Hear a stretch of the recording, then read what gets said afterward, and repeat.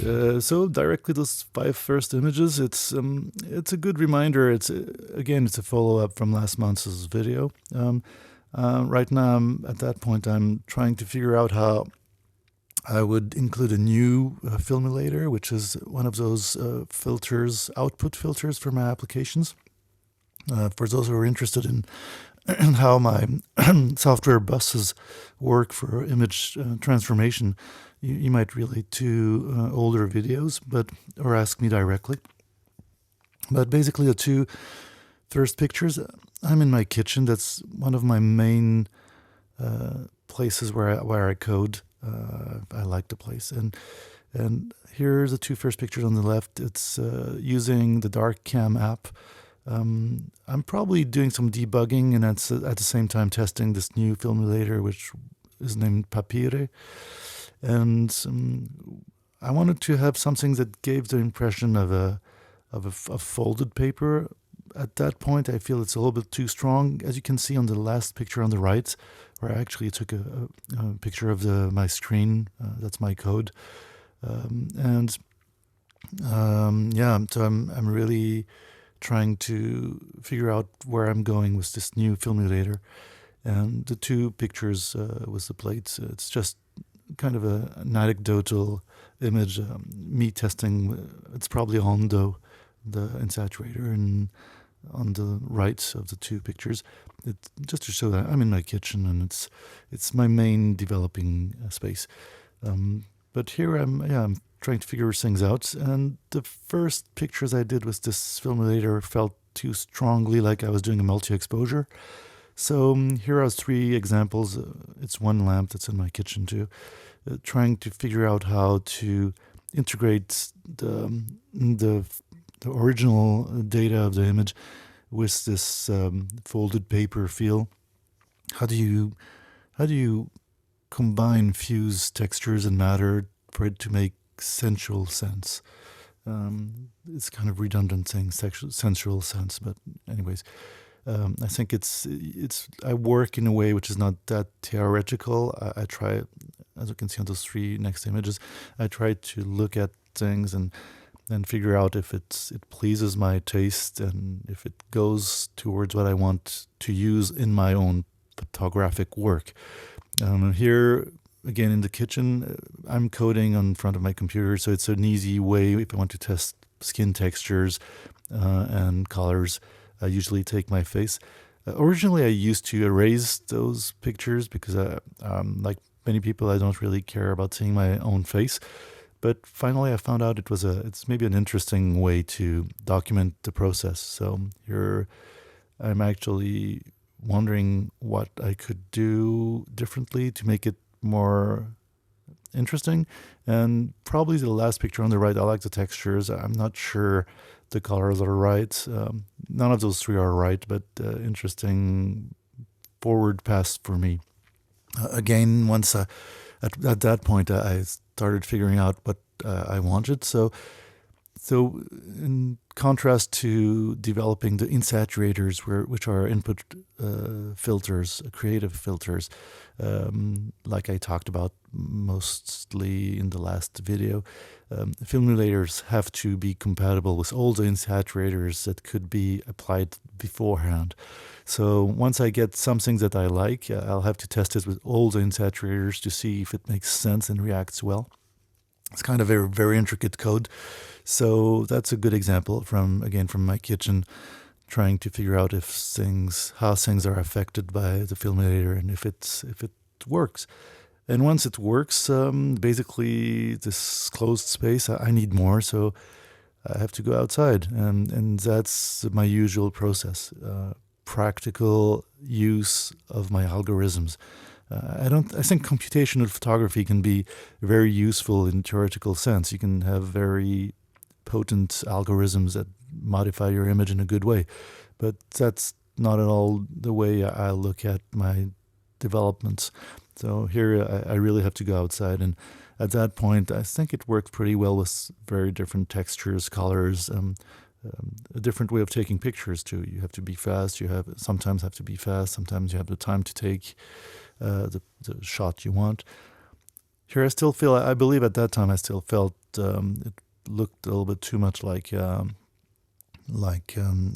multi-exposure. But then before going back, trying in daylight situation, trying in nighttime situation, trying those algorithms at every point, and with all the insaturators. So usually I put the insaturator mode to random and stick with my filmulator when I develop filmulators, just to see what comes out. So here I was starting to be more or less satisfied, but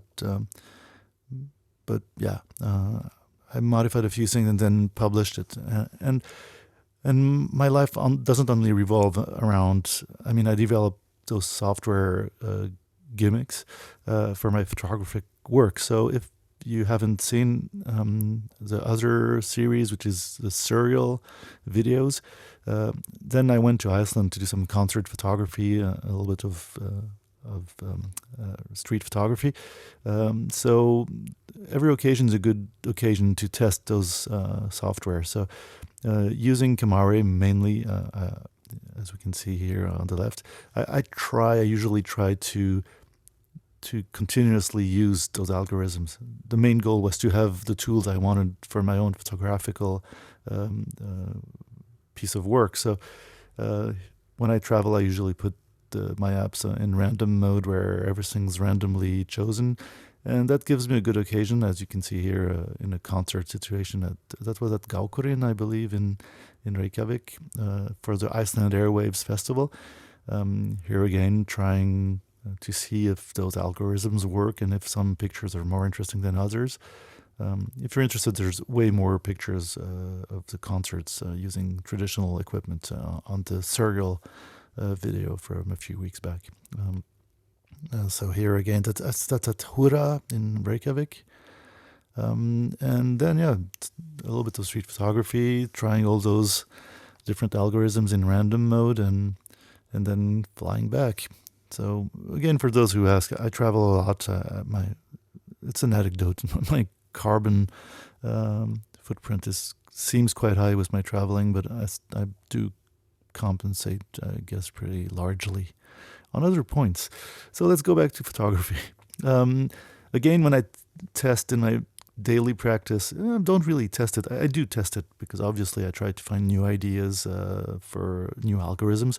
But sometimes, as here, you find something you want to take a picture of, and it's a good occasion to see how your older algorithms work. And so I try things. I try variants. So here, as you can see, between compression and image denormalization. Well, lots of things I've tried and pretty happy about those older algorithms. Again, here in my daily life, a few pictures I take when I see something that I like. Here, the picture on the left brings us back to this last filmulator I had developed, which is Papire.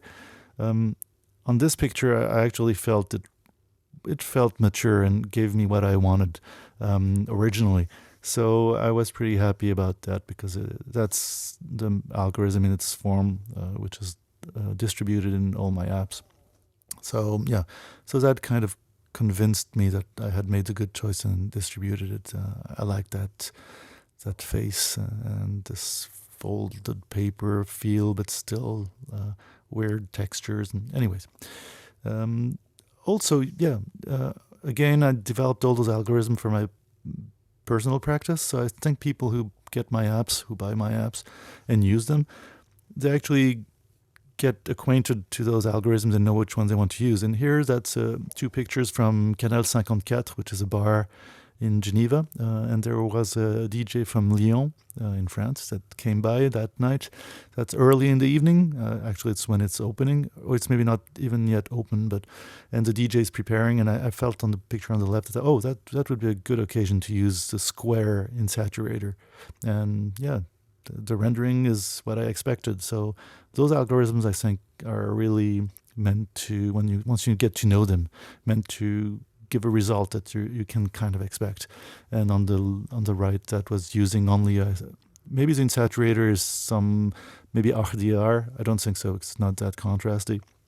But that's probably Cadeau 200 film later for just added warmth and grain. And I think using a 13 millimeter lens, and I think that's what I wanted. And yeah, and again, that month, my inspiration to create new algorithms was kind of scarce. So I tried a few things. That's using the digital Paula app, which I use a bit more these days. It's really fast. It's a new image engine, which I didn't integrate yet in the other apps, but and yeah, it's only random filter selection. So that's the Switzerland countryside, and yeah, I try things that gives me pictures that I can use in my work, but also tends to bring me to new ideas, maybe for some new insaturators or filmulators, and yeah, I'm not yet really sure what I want to do next, but that's in the Jura Mountains, and those last two ones, yeah, random textures, and I think I've got an idea for next month, but yeah, sometimes when your inspiration, it's like taking pictures, making software, you need some inspiration. I have a good friend who always says it's a artisan-like craftsmanship too, building software. So yeah, I guess it is. So see you next month.